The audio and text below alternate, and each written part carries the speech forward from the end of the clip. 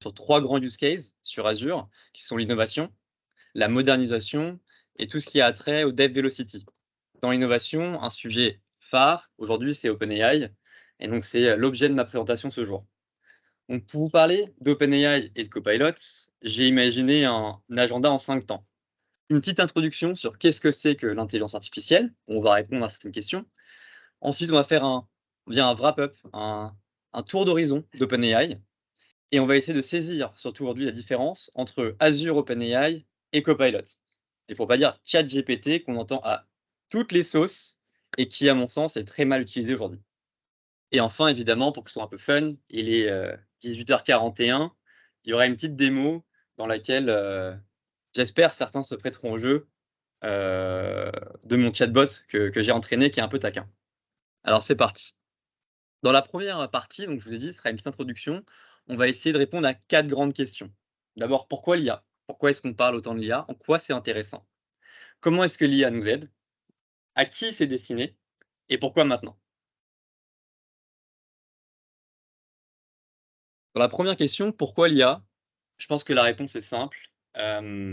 L'homme, il a toujours cherché à faire plus en faisant moins.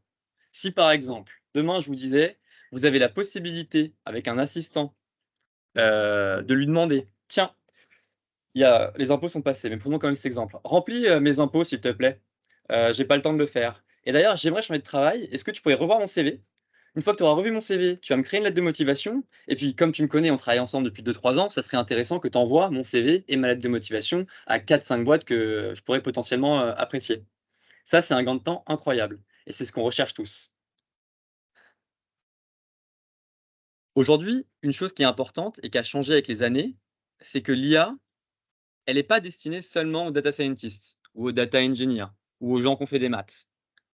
Satya Nadella, qui est le CEO de Microsoft, il a dit exactement comme, l'a dit Bill Gates: «AI is for everyone». Bill Gates avait dit: «A computer in every home». Là, c'est AI for everyone. Qu'est-ce que ça veut dire AI for everyone? C'est-à-dire que quel que soit votre niveau de compétence, vous pouvez bénéficier des apports de la solution qu'on va appeler Copilot. Il vous suffit en soi de savoir parler et écrire. Il n'y a pas de compétences supplémentaires. La question qu'on pourrait se poser également, c'est pourquoi aujourd'hui? Pourquoi est-ce qu'on a attendu fin 2022, début 2023 pour voir l'émergence d'OpenAI et de ChatGPT? Il y a plusieurs raisons à ça. Tout d'abord, ça fait longtemps que les solutions sont matures. Je ne sais pas si ça vous intéresse un peu tout ce qu'on appelle le NLP et l'NLU. Je vais pas rester enfin, on va pas rentrer dans le technique, mais aujourd'hui, ce que je peux vous dire, c'est que depuis 2017, les machines ont atteint la parité en compréhension de texte, en écriture, avec les humains et donc c'est une technologie qui est très mature. Ça fait plus de 5 années que les machines sont à minima aussi fortes, voire plus fortes que nous. Le deuxième point, c'est que pour la première fois, on a créé un modèle, ChatGPT, qui est entre guillemets «fun». Je m'explique, à l'époque, on construisait des modèles data scientists relativement complexes et utilisables que par les data scientists. Franchement, jouer avec un modèle data scientist, c'est pas très intéressant. Faire de la classification d'images, ça faisait rêver personne. Aujourd'hui, ce qu'on a fait, c'est qu'on a pris des modèles d'IA matures, qu'on a mis dans un chatbot en mode conversationnel, super fun, facile à utiliser et pour la première fois, on a eu un impact en termes d'adoption le plus rapide au monde. C'est-à-dire qu'en 2 mois, 100 millions d'utilisateurs. Pour rappel, je connais pas les chiffres, enfin, je connais pas par cœur les chiffres, mais je crois que le téléphone, ça devait être 7 années, voire une dizaine d'années pour atteindre les 100 millions d'utilisateurs. Donc là, on parle même plus de vague d'adoption, on parle d'un réel meet-up entre une technologie et des utilisateurs. Et pour revenir sur, les différents AI, parce qu'on parle de Gen AI, ça serait bien quand même d'expliquer ce que c'est que le Gen AI. Bah, pour ça, j'aime bien revenir au tout début. Est-ce que c'est que l'IA? L'IA, pour ceux qui connaissent le test de Turing, au tout début, ça a été défini comme la capacité pour une machine à se faire passer pour un homme. Ça n'allait pas plus loin. Ensuite, on est allé un peu plus loin dans l'IA, on a créé une, subcatégorie qui s'appelle le machine learning. Le but du machine learning, pour faire très simple, c'était de la prédiction. En fait, c'était, de manière basico-basique des maths. Ensuite, il y a le deep learning qui est arrivé. Le deep learning, c'était plus centré, on va dire, sur tout ce qui est image, classification, catégorisation. Et puis est arrivé le Gen AI. Qu'est-ce que le Gen AI? Le Gen AI, c'est la possibilité pour le modèle de créer de la connaissance. Très concrètement, aujourd'hui, il a la possibilité de faire ses propres conclusions. Vous lui donnez une base de données qui pèse 50, une deuxième base de données qui pèse 50, on va dire que son quota intellectuel ne sera pas 50 plus 50, ça sera peut-être 110. Ça ne sera pas 100, ça sera 110. Génératif, parce qu'il va être capable de créer du contenu. Deuxième partie, Azure OpenAI, sauf si vous avez des questions au préalable.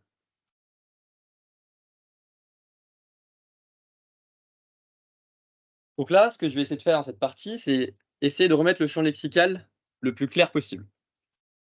On parle beaucoup de OpenAI, on parle beaucoup d'Azure OpenAI, on parle surtout de ChatGPT, pour certains GPT-4, si vous avez déjà entendu parler. Qu'est-ce qu'on doit dire dans quel cas et qu'est-ce qui est quoi en réalité? Ce qu'il faut savoir, c'est qu'en 2018, Sam Altman et d'autres ont voulu créer une société qui s'appelle OpenAI, open source. Et en 2018, pour créer leur modèle, ils avaient besoin de ressources. Parce qu'on sait tous, quand on entraîne un modèle, ça coûte très très cher en termes de ressources de computing.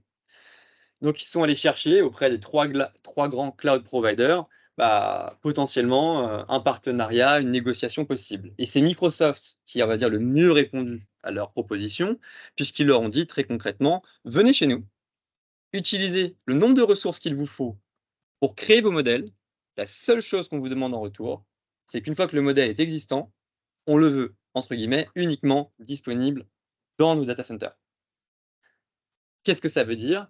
Aujourd'hui, il y a 2 offres. Une offre B2B, on va appeler OpenAI et open source.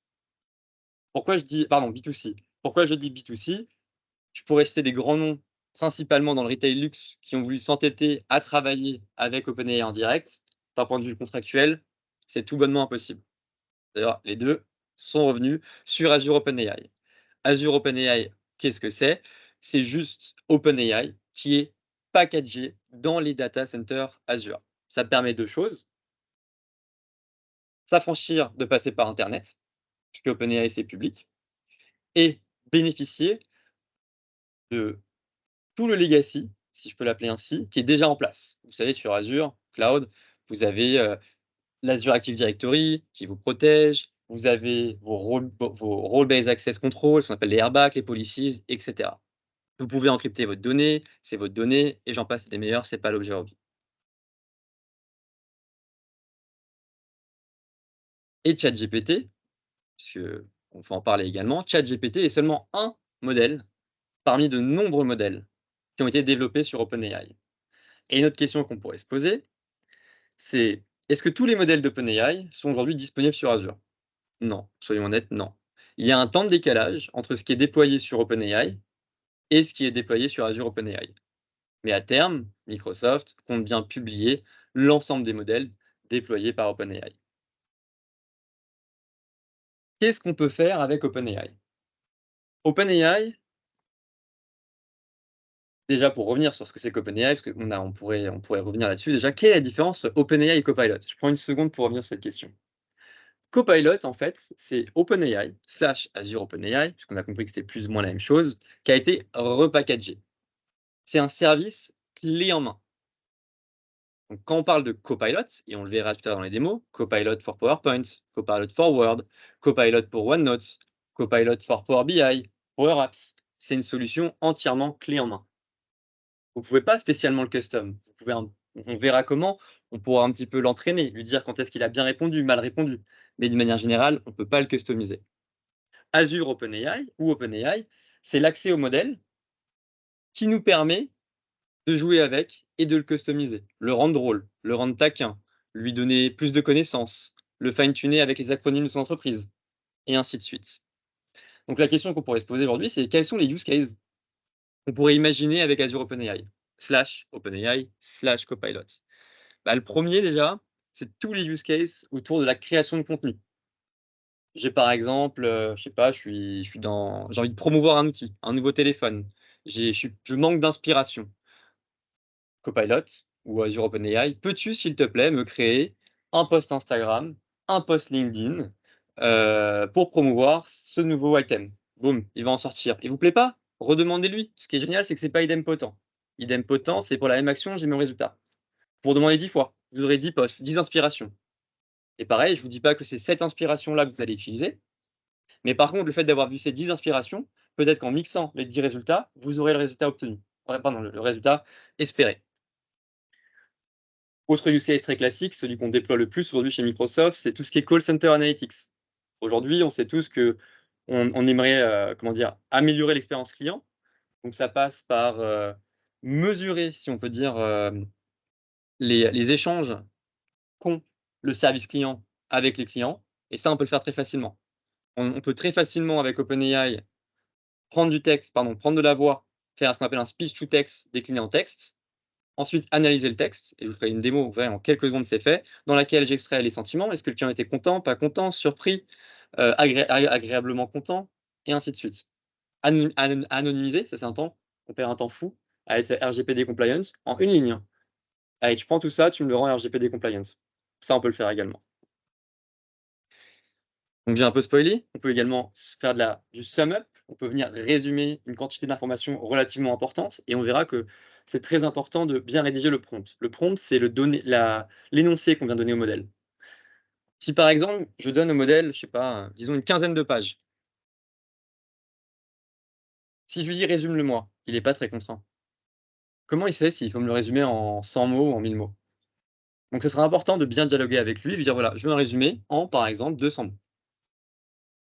Il est également capable de générer du code, soit, ceci dit, et évidemment, il est capable de faire de la recherche de contenu. Et bien entendu, rien ne nous empêche de croiser tous ces use cases, et on en verra bien d'autres.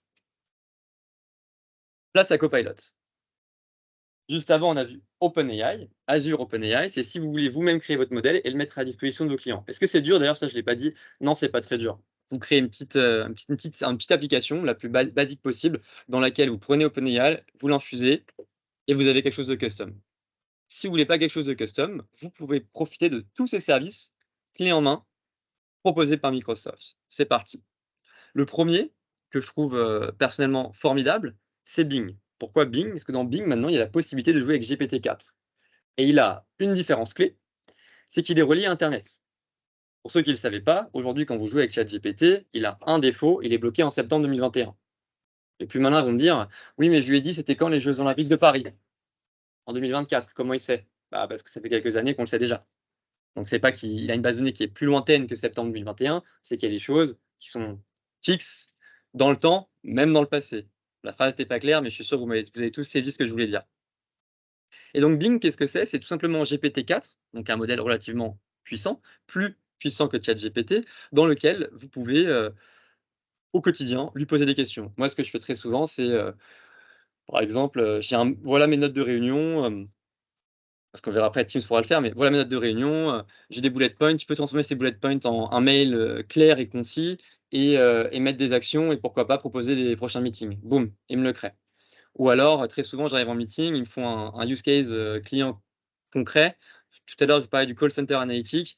«Ah, est-ce que tu pourrais imaginer une discussion entre un client et le service client de, je sais pas moi, Chanel, et dans ce meeting, dans cette réunion, enfin dans cet échange, le client il est content, pas content, tu mets des données personnelles et cetera». Boum, boum, il me sort tout, puis comme ça j'ai un «dump» entre guillemets d'une potentielle discussion. Super pratique. Seul point noir de Bing, vous allez me dire, enfin je vais vous dire, ou certains me diront, c'est que dans le prompt, donc ce que vous allez envoyer, il va pas lire mot à mot. C'est gratuit, ça serait trop facile. Donc en fait, le prompt a moins de qualité. Si vous lui poussez une phrase, par exemple de 15 mots, il va aller chercher les 4 mots les plus percutants pour vous fournir une réponse. Ça, c'est la limite du modèle. C'est-à-dire que vous allez être limité sur la qualité de votre prompt, et j'avais dit au préalable que le prompt, c'est ce qui est le plus important. Si vous me permettez l'expression, shit in, shit out. Donc c'est super important aujourd'hui de bien prompter, et une des questions, qu'on peut se poser, c'est: est-ce que prompteur sera un métier? Franchement, non. Beaucoup disent que oui, mais franchement, non. Est-ce qu'on a des gars qui sont des experts pour taper des recherches Google? Non.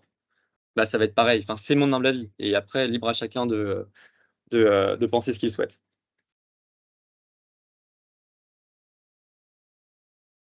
Donc Copilot a été décliné sur plusieurs outils. D'abord toute la suite Microsoft 365, et on en verra des démos. GitHub, Power Apps, et dans Azure, évidemment non, puisque dans Azure, le but du jeu, c'est de customiser pour en faire une solution la plus personnalisable et custom possible. Allez, c'est parti. Copilot dans PowerPoint. Ça nous arrive très souvent, enfin personnellement, ça m'arrive très souvent, de rendre un contenu, une synthèse, une étude sur Word. Et là, je suis content, je me dis: «Ça y est, c'est fini». Tout le monde la lit. «Ah Johan, c'est quand même, peu importe, du bon, du moyen travail, mais dans tous les cas, je veux que tu me fasses que tu soutiennes, ce que tu viens d'écrire dans ton étude». «Ah donc faut que je fasse un PowerPoint?» «Oui». «Ah, OK, mais je viens de tout faire sur Word, c'est embêtant quand même». Bah, aujourd'hui, on a la possibilité, via Copilot, de seulement pousser notre document Word, comme on le voit ici dans la vidéo. On vient pousser un document Word et à partir de ce document Word, comme c'est écrit dans l'exemple, il va me créer une présentation PowerPoint. Je dis pas que la présentation PowerPoint sera nickel, exactement comme vous le souhaitez, mais vous allez gagner un temps fou. Et pareil, si par exemple, là, je ne sais pas trop ce qui a été choisi, je crois que je vois des fleurs, des arbres, des végétaux, je ne sais pas trop ce que c'est, vous pouvez spécifier dans le prompt. Je veux ce prompt-ci, ce prompt-là. Hem, repose-toi sur la presse qu'a fait mon manager. Prends, le même font, la même policies, le même background, et cetera. Excel, ça c'est un use case que j'aime beaucoup. Chez Microsoft, on a la fâcheuse habitude de faire des newsletters. Super pratique. On raconte à tout le monde ce qui s'est passé dans le mois, mais en vrai, il y a pas beaucoup de valeur ajoutée. Donc tous les mois, allez, on va dire, je bloquais 1 heure et demie pour analyser tous les chiffres, créer mon mail, vérifier que j'ai pas fait de faute, ainsi de suite, et cetera. Aujourd'hui, avec Copilot, dans Excel, vous avez la possibilité de dire à Copilot: «Bon, tu as vu comment j'ai fait mes anciennes newsletters? Donc ce que je veux, c'est que tu analyses mes chiffres sur Excel, tous les premiers lundis du mois. Tu vas me créer un mail à la suite de ça. Dans le mail, tu vas pas oublier de mettre les chartes graphiques. Bah oui, parce que les gens, ils aiment pas lire. Donc tu vas me faire un truc joli, avec des chartes graphiques. Et ensuite, tu vas l'envoyer à cette liste. Et là, je gagne un temps fou. J'ai déjà gagné 1 heure et demie. Un seul exemple avec Excel. Et il est capable d'analyser toutes les tendances qu'on peut imaginer. Soit vous pouvez le guider, et d'ailleurs pour ceux qui, par exemple, sont pas à l'aise avec les chiffres, on peut même lui dire: «Selon toi, pour un rapport commercial, trimestriel, annuel, semestriel, qu'est-ce que tu mettrais en avant?» Et il vous propose. D'ailleurs parfois, certains en oublient et Copilot dit: «Tiens, ça serait intéressant également. Tu pourrais pas l'ajouter, l'inclure?» Et en un clic, on l'ajoute. Un de mes préférés, Microsoft Teams. Ça, je pense que c'est la hantise de beaucoup. On fait un super meeting, on parle pendant 1 heure, 1 heure et demie, 2 heures et à la fin, on se regarde tous qui fait le compte rendu. Et bah, aujourd'hui, Copilot est capable de faire le compte rendu pour vous. Je te donne un autre exemple et quand je dis compte rendu, c'est le compte rendu et s'il a écouté et que vous avez précisé, il est également capable de dire qui a été affecté à quelle tâche et on va pas rentrer dans les détails techniques, mais on a une solution aujourd'hui qui permet d'interconnecter toute la suite 365. C'est-à-dire qu'il est également capable de checker l'agenda de chacun pour trouver le prochain meeting qui nous convient le mieux. Donc on peut également dire dans les notes et on convient d'un rendez-vous dans 15 jours et d'ailleurs, Copilot, tu essaieras de trouver le créneau qui est le plus favorable pour l'ensemble de l'équipe. Et après pour les plus ma enfin pour les petits malins qui n'écoutent pas toujours, j'ai un use case qui est assez drôle, moi j'aime bien le partager. Comme il écoute, il est présent, il est conscient. Combien de fois ça nous est arrivé en plein meeting de lâcher prise? On est fatigué, on a été pingé et puis là on se dit: «Waouh, j'ai raté les 10 premières minutes, ça fait une demi heure, j'ai rien raconté, faudrait peut-être que je dise quelque chose, que je sois présent. Aujourd'hui, comme le modèle écoute, vous pouvez dire: «Hey, Copilot, j'ai pas suivi là pendant une demi heure. Est-ce que tu peux m'expliquer ce qui s'est passé pendant une demi heure? Et tant qu'à faire, si tu as une question à me partager que je pourrais glisser dans le meeting pour faire genre que j'ai suivi, que je suis intelligent, ça serait pépite». Il peut le faire. Ah non, non, il peut le faire, on l'a fait. On l'a fait. C'est-à-dire tout ce que j'ai dit, qu'on soit bien d'accord, on pourrait aller encore plus loin. Tout ce que je dis, ça a été fait, démontré, là je vous parle pas de 2025, hein. Je vous parle de hier. Je sais pas ce qui se passe aujourd'hui, mais je vous parle de hier déjà. Alors Copilot, je sais qu'aujourd'hui, il y a pas d'audience de dev, mais ce qui est intéressant et c'est ma transition avec Power BI, c'est que le modèle, il est polyglotte. Mais il est pas polyglotte au sens où vous l'entendez. Il est polyglotte, polyglotte. Anglais, français, italien, arménien, ce que vous voulez, mais pas que. SQL, R, Python, ce que vous voulez, tous les langages, DAX, pas DAX. Et donc ça amène à ma prochaine démo. Donc là, Copilot, on va pas vous la montrer, on va vous montrer Power BI, qui est assez sympa. Moi, j'aime bien Power BI. Hop, où est mon onglet? Hop.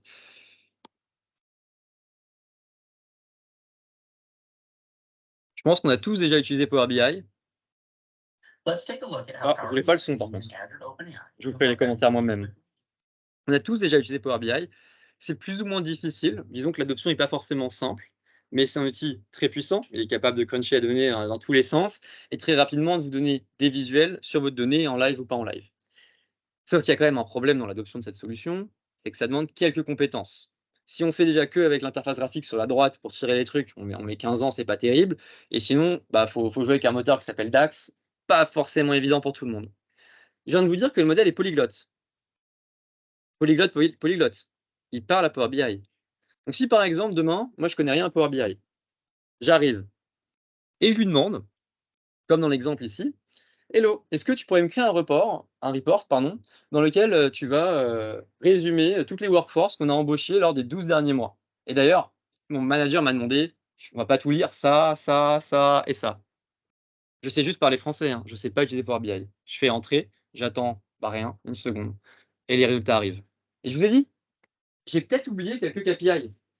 Le modèle, il est pointe, il fait: «Ça serait quand même intéressant de pointer ça à ton chef». Donc vous pouvez revenir voir votre patron et dire: «Voilà le rapport». Pour les plus malins, il faut attendre 1 heure, histoire de faire genre que ça a duré. Et ensuite, pointer du doigt: «Et patron, on a quand même 2 KPI qu'on pourrait rajouter, qui sont relativement intéressants, je me suis permis de les glisser dans le rapport». Puis pareil, si le rapport vous plaît pas, vous pouvez en parlant, encore une fois, tout se passe ici dans le chat box. Oui, il parle en français, hein, il y a pas de code, il y a rien de compliqué. Échange. Et puis pareil, ça matche pas l'entreprise a un framework. Ah, c'est mieux comme ça. Le patron a l'habitude de voir tout en rouge. Donc vous pouvez rapidement lui dire: «Prends les dashboards qui ont été créés, je veux que ce soit compliant avec mon dashboard». Et évidemment, on pourrait se dire: «Oui, mais ça marche comme ça, mais après c'est pas Dynamics». Si, si, c'est quand même Dynamics. C'est-à-dire que ça, c'est votre donnée et si au fur et à mesure ça change, ça va changer également. C'est pas une image coupée qu'on met sur pause et qui est plus reliée à votre cube.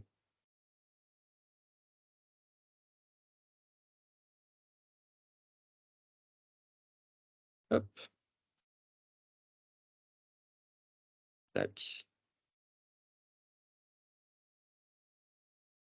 On va continuer avec les démos si vous le voulez bien. Je vous avais dit, c'est très facile, tout est relatif, de traiter du texte. Donc là, dans l'exemple que j'ai monté, ça m'a pris pas longtemps, hein. J'ai pris un record, donc une discussion, on va pas l'écouter, il y a pas grand son, il y a pas grand intérêt, d'un échange entre un client et le customer service. Et il y a un travail qu'on est censé faire, normalement, pour, voir si la satisfaction client est bonne, c'est être capable, à chaque fois, du coup, de prendre les discussions orales et les mettre à l'écrit, être capable de les résumer, parce qu'après on va les classifier. Ça, c'est un call qui a été fait parce que le client a pas reçu sa commande. Ça, c'est un client qui a reçu sa commande, mais il est pas content. Ça, c'est bref, la data est partout, donc c'est important. Sortir les sentiments, translater et cetera. Ça, c'est juste pour vous montrer qu'avec un tout petit peu de connaissances de dev, on a un dev de créer une application et de prendre le modèle. Là, je viens de créer une skills particulière. Ça, je viens de me créer un custom copilot, j'ai dû passer 1 heure. Et il me suffit de cliquer sur summarize. Si Wi-Fi est bon, ça va aller assez vite. Vous aurez le sommaire. Il me suffit après de cliquer sur sentiments, j'aurai les sentiments de chaque phrase. Est-ce que le client a été étonné, déçu? Est-ce qu'il a été surpris? Est-ce qu'il est content, satisfait? Et on peut même aller plus loin. Moi, je suis allé un peu plus loin, je me suis dit: «Ce serait quand même intéressant, quoi qu'il en soit, à la fin de cet échange, de lui répondre par mail, ça fait quand même plus pro». Puis j'ai pas payé quelqu'un pour répondre par mail, enfin, c'est basico-basique, il a écouté, il est pas bête. Donc j'ai créé une fonction compose mail. Et puis je me suis dit: «Ce serait intéressant, sait-on jamais, de faire une next step». Donc j'ai créé un bouton next action.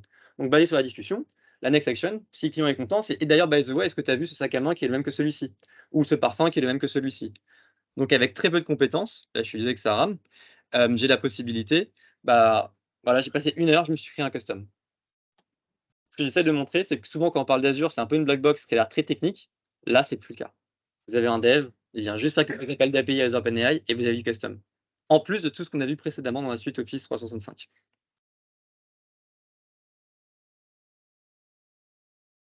Hop, et on reviendra quand il aura je sais pas pourquoi il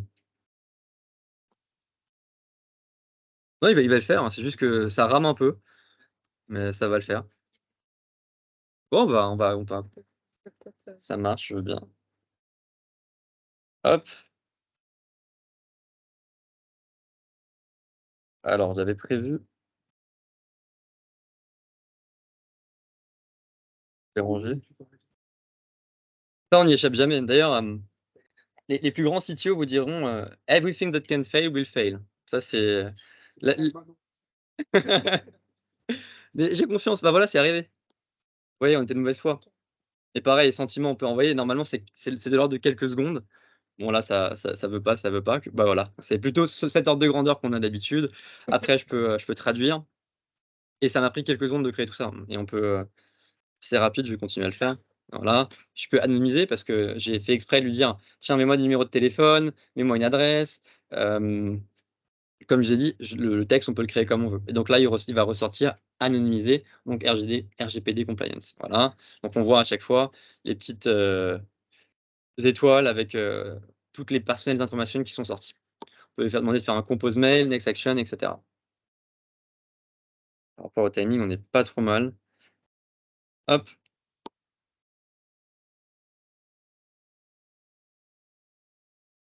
Allez, pour finir, je voulais faire un petit jeu. Mais avant ça, je voulais juste vous présenter le portail Azure OpenAI. Donc ça, c'est le garage. C'est ce que je vous dis, c'est ce que j'ai utilisé pour créer, la petite page web de tout à l'heure, qui est très simple. Hem, Tout se passe sur la gauche. Il y a 2 types de chatbots. Il y a les chatbots conversationnels, celui qu'on va utiliser parce qu'on aime bien avoir un échange, c'est plus humain. Il y a les chatbots, on va dire, qui sont pas conversationnels, qui sont dits de complétion, dans lesquels on met, une entrée, on attend une sortie, il y a pas d'échange particulier et après juste en bas, il y a la partie gestion. Donc vous savez, on s'est dit: «Il y a plein de modèles, possibles». Donc je peux vous montrer. D'ailleurs, personne n'utilise ChatGPT dans la vraie vie, soyons honnêtes, pas dans la vraie vie. Si on a accès à OpenAI, on va plutôt utiliser GPT-4, Deinvinci, Turbo pour, diverses raisons. Chacun a ses avantages, ses inconvénients, mais l'objet n'est pas d'en débattre aujourd'hui.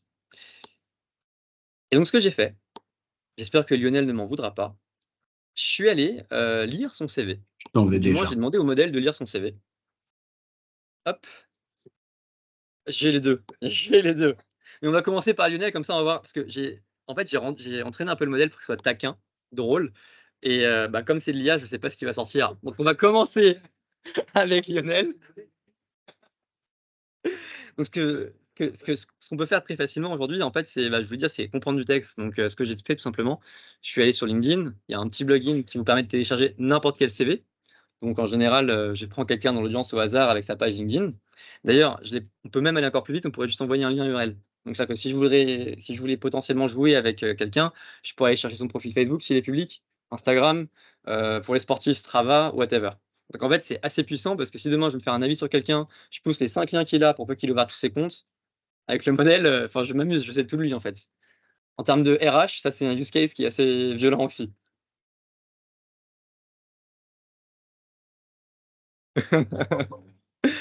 Donc ce qu'on a fait, j'ai pris le CV de Lionel, donc je vais le copier. Donc ça c'est les inputs et bah, on va les rentrer ici et puis j'avais une slide, mais on s'en fiche de la chercher, on va faire beaucoup plus drôle.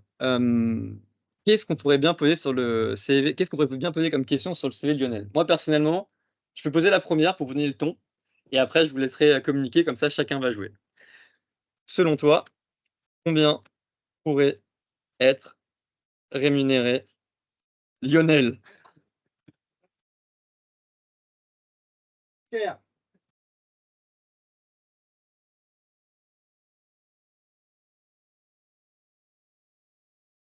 Donc, oh là là, c'est une question délicate, mais avec toutes ces compétences impressionnantes, Lionel pourrait probablement gagner assez pour s'acheter une baguette et du fromage chaque jour et peut-être même un croissant de temps en temps. D'ailleurs, intéressant, pourquoi il est drôle comme ça? En fait, sur la gauche, vous pouvez le configurer. Donc moi, je lui dis, «You are an AI assistant with a great sense of humor. You are playful and teasing. You do not hesitate to make joke about the user message, and your purpose is to entertain us. Feel free to dare and be kindly mean». C'est pour ça qu'il a ce côté un peu, taquin et drôle. Et donc blague à part, il est difficile de donner un chiffre précis. Qu'est-ce qu'il raconte comme bêtise? Mais il est clair que Lionel a beaucoup d'expérience et de compétences, donc il devrait être bien rémunéré pour ses efforts. Allez Lion allez Lionel, montre-leur qui est le roi de la jungle. Ps ch oh, pas de réponse. Bon, ah OK, on prend le point? Et j'aimerais une réponse plus précise. En dollars, une fourchette.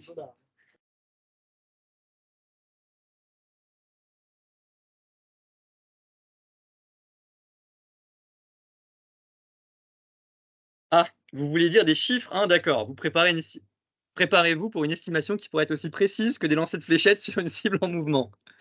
En considérant que Lionel a beaucoup d'expérience et de compétences. Je dirais qu'il pourrait gagner entre 70K et 120K dollars par an. Mais attention, cette estimation est aussi fiable qu'un horoscope, car plusieurs facteurs peuvent influencer son salaire, comme l'industrie, la région et la taille.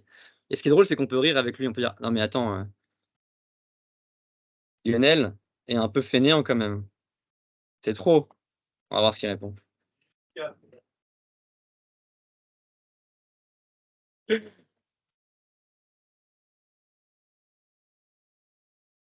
Et là, tout de suite, il recalibre la fourchette.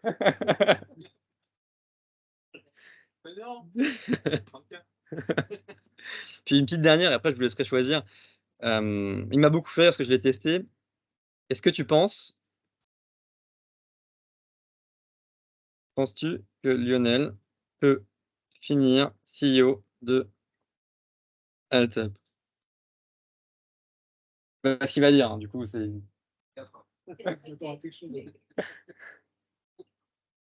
Est-ce qu'il prend en considération le fainéant d'un bah, oui, oui, il le prend. Donc à Lionel, de fainéant à CEO, quelle histoire inspirante. Eh bien, avec le bon mélange de travail acharné et de sieste stratégique, d'un brin de chance, tout est possible. Peut-être qu'un jour, Lionel se réveillera de sa sieste, se frottera les yeux et réalisera qu'il est le grand fromage chez Alten. Et franchement, si Lionel se met à travailler dur et montrer son potentiel, il pourrait bien gravir les échelons et devenir CEO un jour. Après tout, qui n'aime pas une belle histoire de paresseux devenant le roi de la jungle des affaires?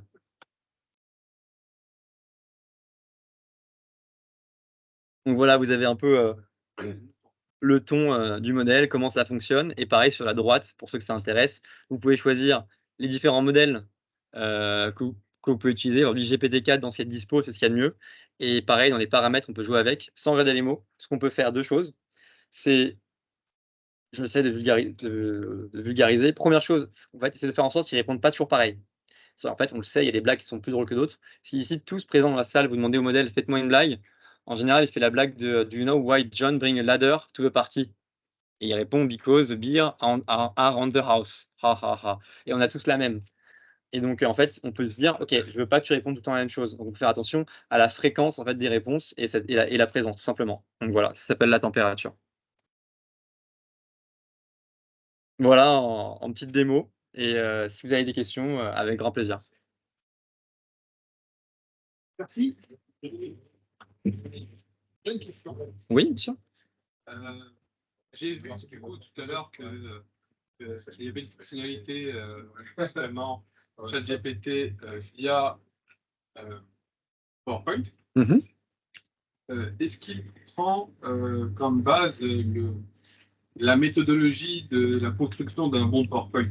Ou est-ce qu'il faudrait lui détailler euh, exactement? Parce qu'on sait qu'un mauvais PowerPoint, c'est un PowerPoint avec trop de mots, par exemple, etc. etc. Est-ce qu'il le sait déjà ça à l'origine Oui. ou... Très bonne question. Il le sait déjà à l'origine. C'est vrai que les modèles, ils sont plus qu'entraînés. Par contre, ce que tu vas pouvoir lui apprendre, c'est ce que toi tu aimes. Quand je dis ce que tu aimes, c'est pas forcément le nombre de mots, mais ça pourrait, parce qu'en fait, même s'il y a des règles qui se veulent, corporate et universelles, dans la réalité, il y en a qui vont préférer un PowerPoint avec beaucoup de mots parce que ça va les rassurer lors de la présentation.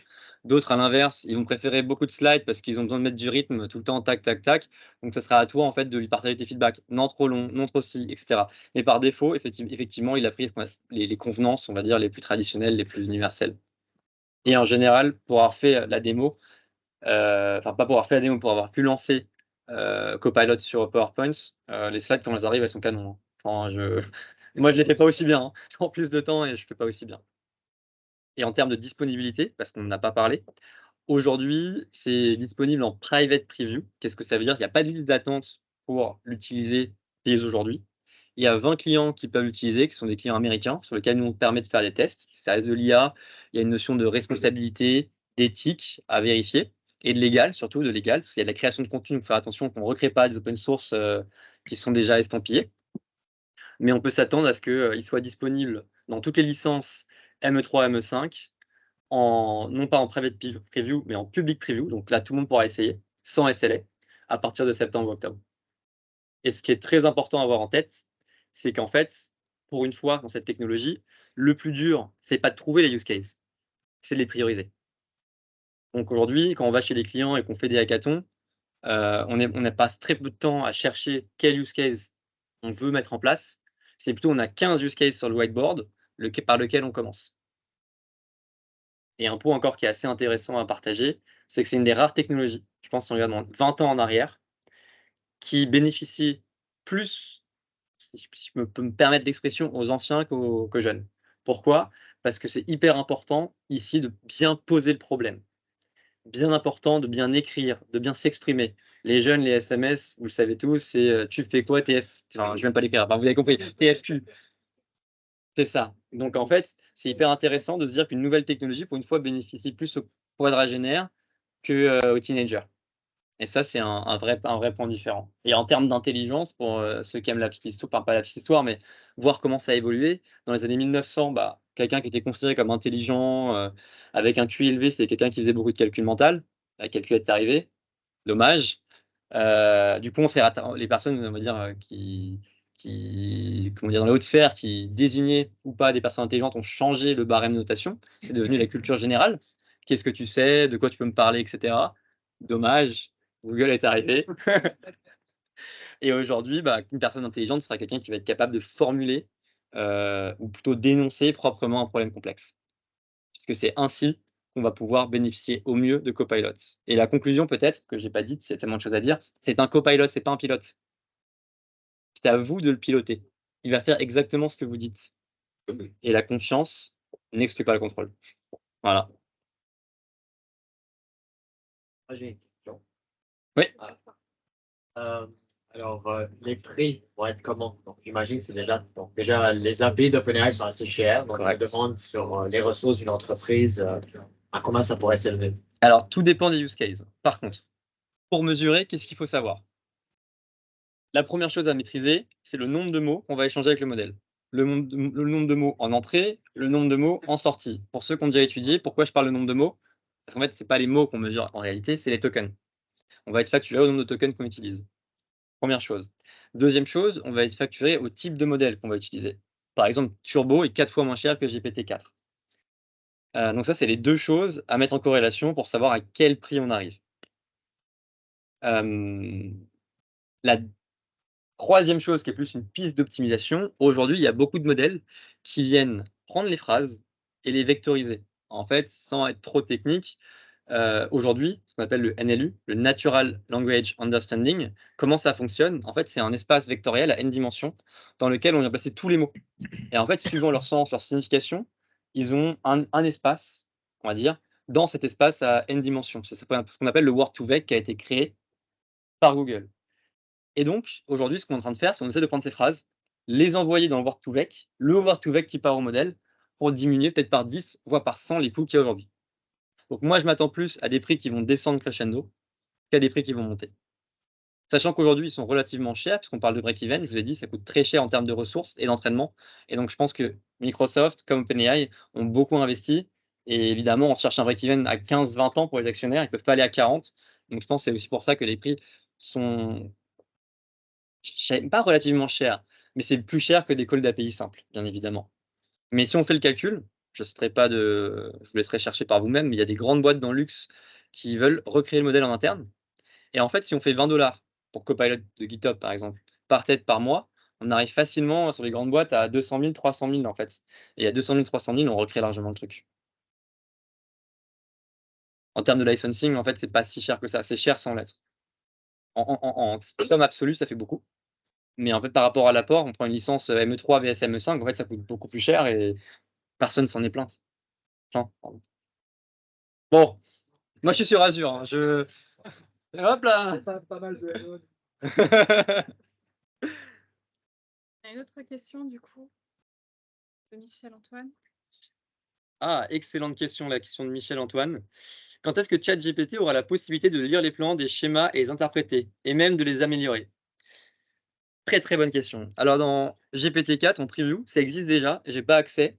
C'est d'ailleurs pourquoi moi je suis passé par Form Recognizer. En fait, Form Recognizer est utilisé dans GPT-4. Donc un exemple tout bête, je vais pas faire de la pub pour eux spécialement, mais c'est parti. Il est où?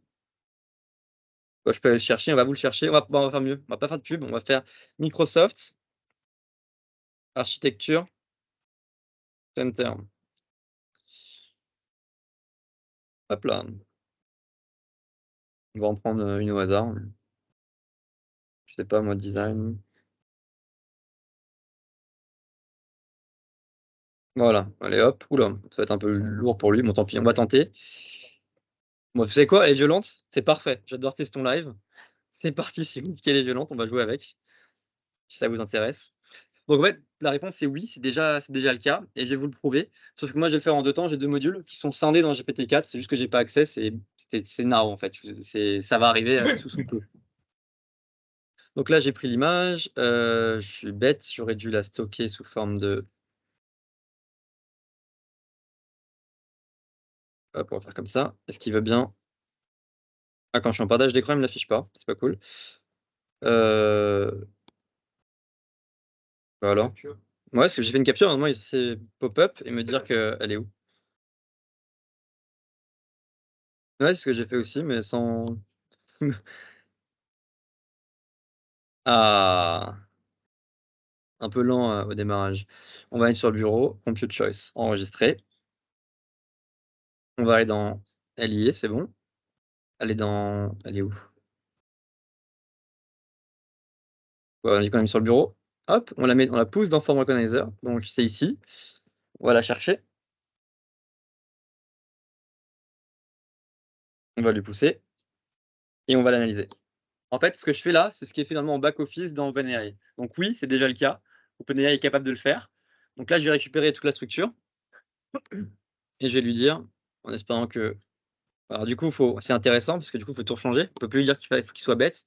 On va lui dire you are a cloud solution architect, expert in compute, cloud compute, resources. Allez, hop. Boum. Il faut penser à enregistrer, sinon ça va pas le faire. Hop, la température, on va le calmer. On est pas là pour faire les zouaves, pas tout le temps quand même. La réponse maximale, pareil, on va être pris. Ici, en fait, je peux venir budgéter plus ou moins ma solution en mettant un nombre limite de tokens. Hop, donc là, on va lui pousser tout ça, on va dire peux-tu me résumer l'architecture, s'il te plaît?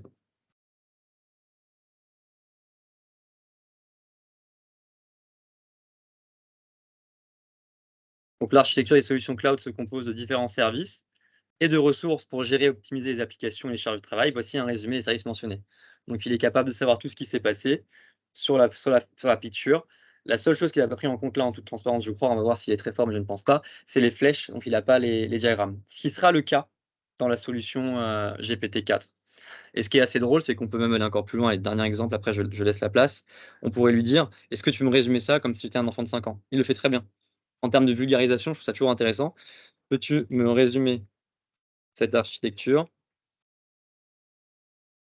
comme si j'étais un enfant de 5 ans en 50 mots, allez, non, 50 mots, ça suffit. Ouais, en fait. Pour un enfant de 5 ans, ce sera déjà pas mal. Donc il dit que c'est comme une boîte à outils, avec plein de services pour construire. Oh là, il est pas bon là, on va lui dire. Hein. Il est pas bon. Ah, je suis pas content. Ouais, c'est pas très pédagogue. On va voir. Hein.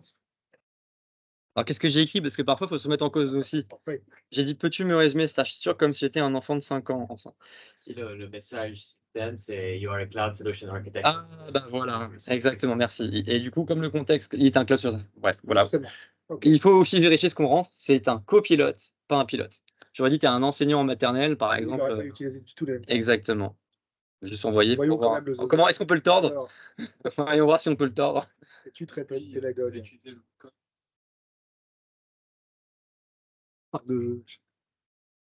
Ah, bah on est mieux. Là, oui. Voilà, on est un peu mieux. Et voilà. Là, ça commence à être pas mal. Il fait une analogie entre un parc pour enfants et différents services. Et chaque enfant a son jeu préféré dans le parc. Tout ça en partant du petit schéma. Exactement, tout ça en partant du petit schéma qu'on a donné au début. Voilà.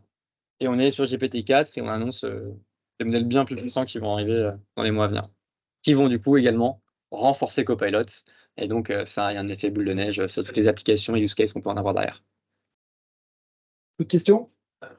Je sais pas si c'est la réponse. OpenAI, du coup, là, fait un partenariat spécial avec Microsoft pour Copilot, où ils ont depuis des années bossé ensemble. Et du coup, est-ce que OpenAI a probablement fait les mêmes partenariats avec Google ou autre, ou c'est exclusivement C'est exclusif. Microsoft? C'est exclusif. Par contre, ce que vous pouvez voir, c'est mes ciseaux. Donc, tous ceux qui gèrent la sécurité vont hurler. On peut être sur GCP, AWS, aller pinguer les services sur OpenAI, mais ça impose de passer par Internet. Ça impose d'héberger ces données à 2 endroits. Et surtout, OpenAI, aujourd'hui, contrairement à Microsoft, on n'a pas les mêmes chartes. Eux, ils vont dire: «Ah, moi, j'utilise la donnée». Pas toutes, mais parfois, j'utilise pour entraîner le modèle. Je regarde ce que vous faites, je réutilise ce que vous faites, et cetera. Donc pour l'instant, c'est exclusif. Je suis pas dans les petits papiers mais a priori, de ce qu'on nous a dit, c'est exclusif et juste de ce fait, tant qu'on va pas faire comment dire? Tant qu'on va pas prendre OpenAI qui est hébergé, en fait, dans Azure, ils sont dans Azure, hein. Tant qu'on les retire pas et qu'on les met dans Google, ça va être possible. Sachant que Microsoft va racheter, a priori, OpenAI à hauteur de 51%, ça me semble maintenant OK. C'est bon. Voilà. Il y a un gros concurrent à OpenAI qui est aussi puissant, ou aujourd'hui c'est vraiment On va le parler marché. Je peux vous en pa on va parler de Bard, par exemple, chez Google. C'est ça, ça sera l'équivalent de leur Mmh, côté. je suis obligé moi, je suis pas du genre à dénigrer. Oui, c'est pas mal, mais ça a du retard. Ça a quand même du retard. Moi, chez les clients, j'ai jamais eu autant de demandes que pour OpenAI. Et d'ailleurs, on parle que de ça. On parle même pas de stratégie multi-cloud, enfin, c'est même pas multi-cloud, multi-solution. C'est OpenAI et on parle que de ça. Et peut-être que la chance que ça soit aussi facile, c'est que en fait, c'est de l'open source qui est devenu du private, en fait. De base, tout le monde pense que c'est un partenariat avec OpenAI, mais en fait, derrière, c'est Microsoft et c'est pas flagrant. Et de ce fait, on a l'impression de pas être loqué, quoi.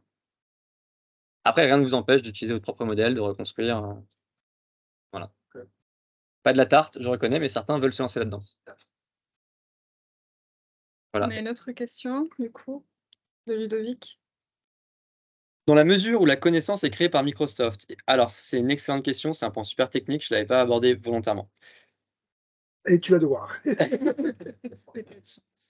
Ah, il y a plusieurs choses. Dans la mesure où la connaissance est créée par Microsoft, est-ce que la connaissance appartient bien en termes de propriété intellectuelle à Microsoft ou à l'entreprise? De 2 choses l'une. On utilise tous, et je vais pas faire de la pédagogie, je vais pas être relou, mais je le fais chez les clients. Ce que j'ai fait là, en vrai, c'est catastrophique. Un data scientist m'a regardé et fait: «Yann, mais qu'est-ce que tu fais? Tu prends un marteau pour visser». En fait, pourquoi je vous dis ça? Tous ces modèles-là, c'est pas des bases de connaissances. C'est si je prends une analogie simple, c'est un polyglotte polyglotte. Ce qu'on va appeler techniquement un large language model. Il est là en tant que courtier entre votre requête et quelque chose. Aujourd'hui, si on parle connaissance, c'est à chaque entreprise de créer sa base de connaissances et donc on aura un schéma très simple. Nous, le langage large language model au milieu et derrière les données. On peut imaginer un data warehouse, une base de données, et cetera. L'entreprise est responsable de la connaissance. J'explique le problème autrement. Est-ce qu'un jour, ChatGPT ne sera plus bloqué en septembre 2021? Pourquoi on bougerait la date? On a largement assez de données. Pourquoi est-ce qu'on bougerait la date? Je pense qu'il y a des chances que ça reste 4-5 ans à 2021. Parce qu'il est suffisamment entraîné pour comprendre tout ce qui se passe. Par contre, si demain on a des types de langage qui rentrent très rapidement et qui font que, on s'exprime totalement différemment, qu'il y a plein d'acronymes qui arrivent, oui, là, peut-être qu'il faudra faire quelque chose pour réentraîner. Mais par contre, du principe que la manière avec laquelle on s'exprime, les schémas de tous les jours dans lesquels, on interagit restent les mêmes, on peut rester 4-5 ans, le modèle n'en sera pas moins performant. Donc attention, en termes de connaissances, c'est à l'entreprise de la donnée.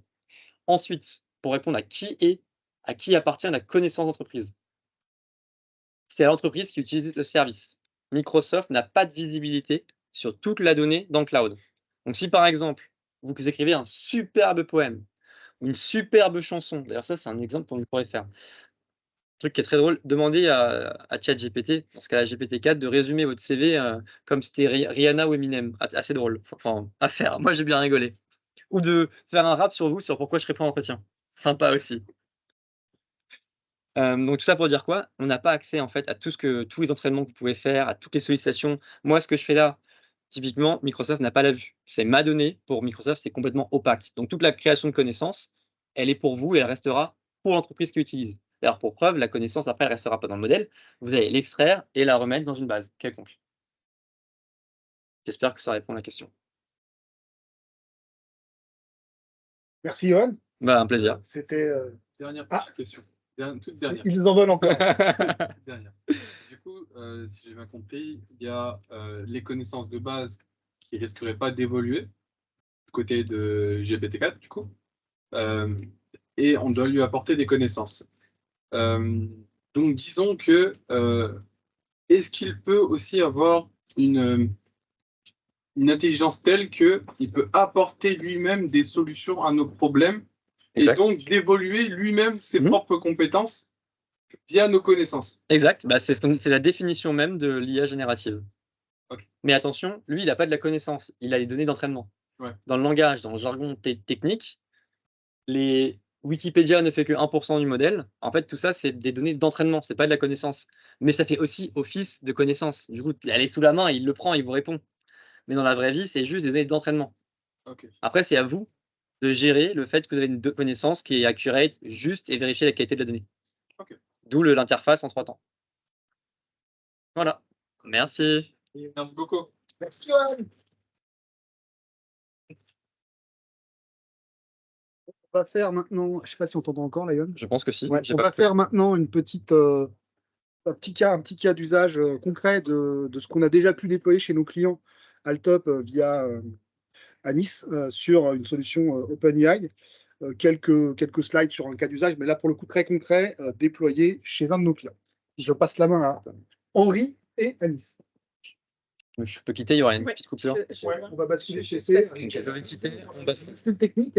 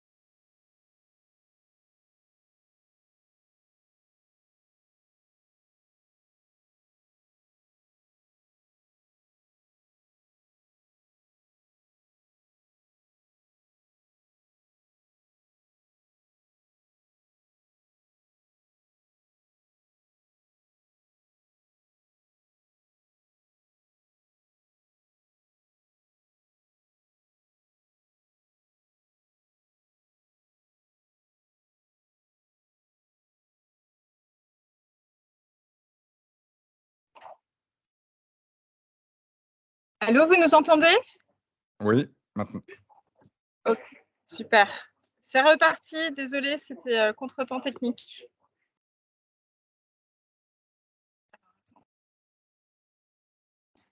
Je pense pas. En fait.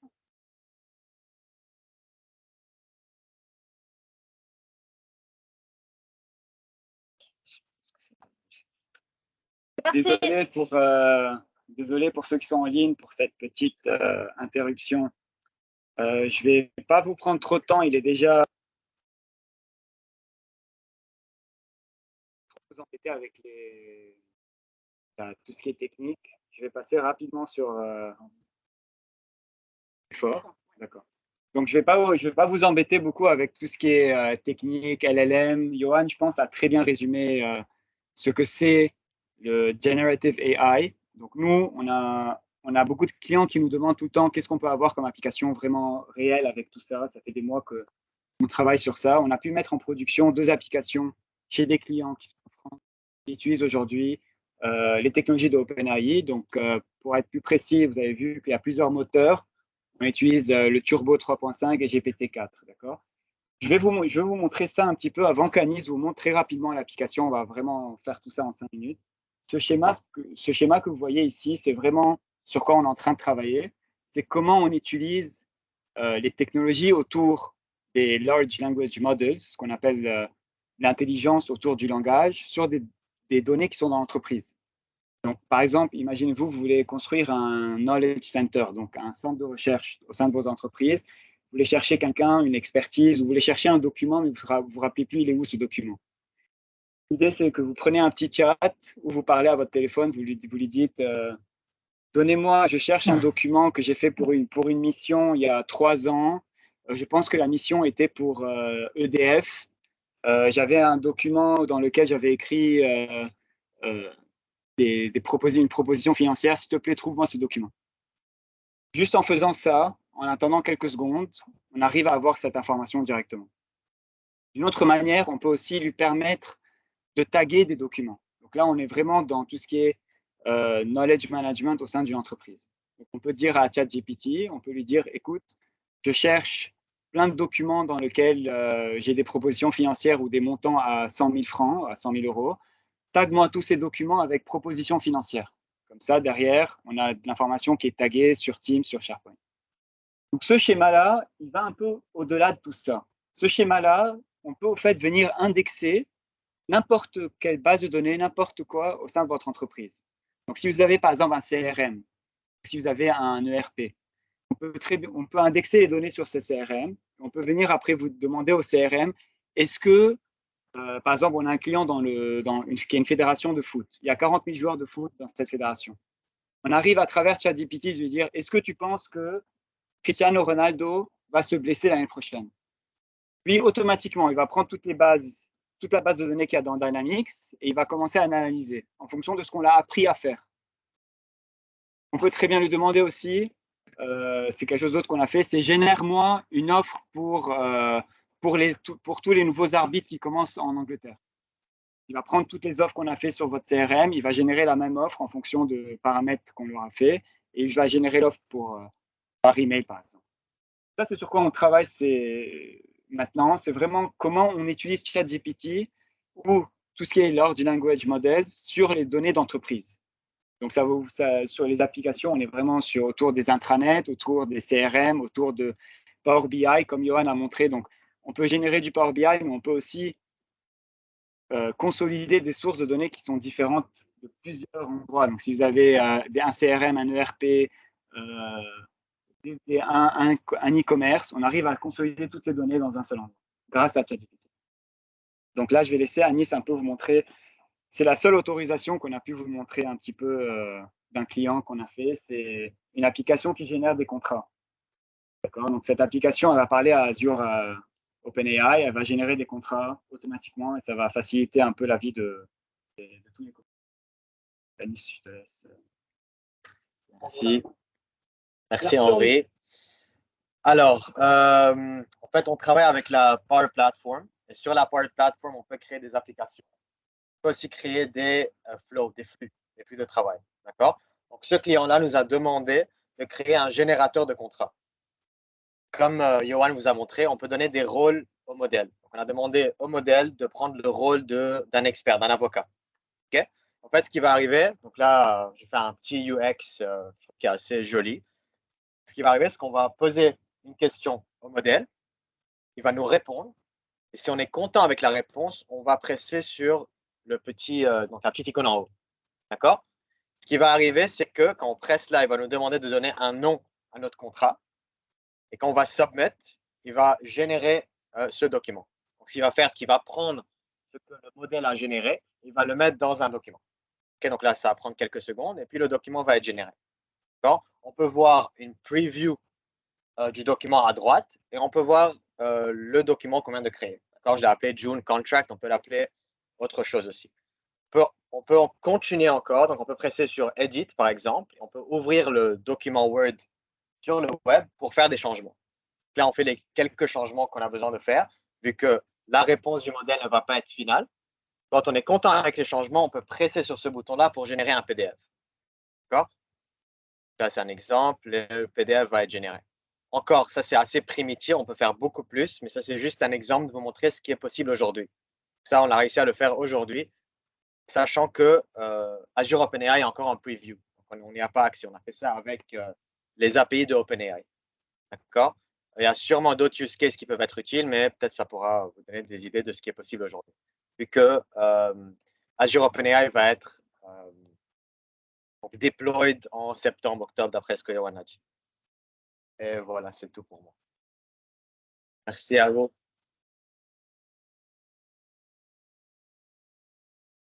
Elle avait peut-être quelque chose à ajouter, Lionel? Oui, Lionel, du tu es coup, là? un petit lien. Bah, Je ne sais pas si vous m'entendez. Lionel, du coup, tu n'es Oui, pas on là. t'entend. Hein, Johan et moi, Ah, on constate que tu n'es pas là. merveilleux, merveilleux. Mais tu es là. Parce qu'on est triste, hein. J'espère, chef, que tu as noté que je valais entre 70 et 120 000 à l'année. J'ai Hein? surtout noté que tu n'étais pas là, Johan. Et donc, du coup, on a effectivement fait Moi, j'ai rien entendu. Hein. un petit challenge. On a fait un petit challenge pour vous permettre de remporter 3 mois d'utilisation de ChatGPT. Donc, je vous copie-colle le lien dans le chat.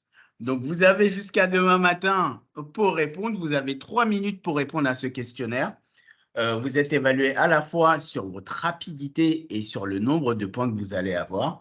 Et nous piocherons 3 gagnants pour avoir accès à ChatGPT pendant 3 mois.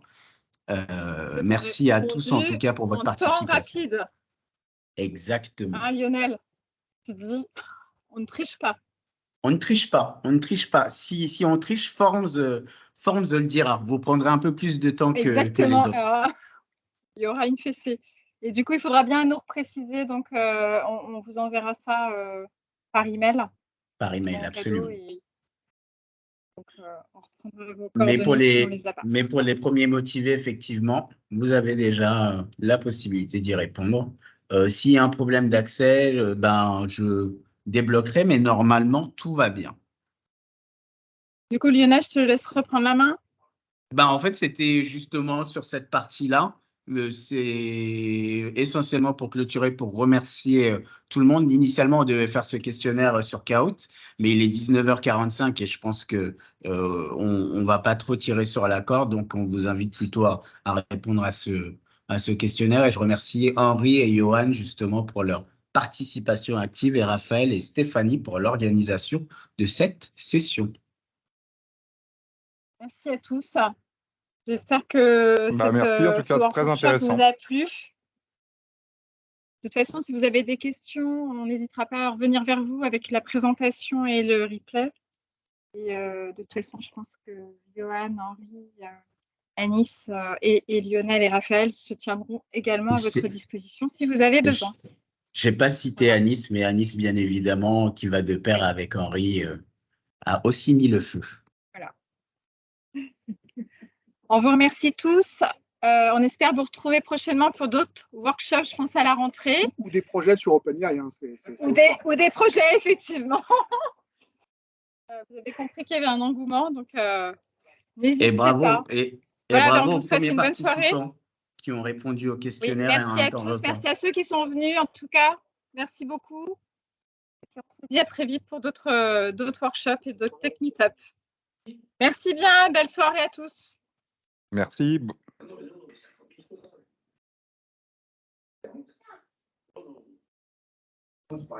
Merci à tous. Merci, passez une belle soirée.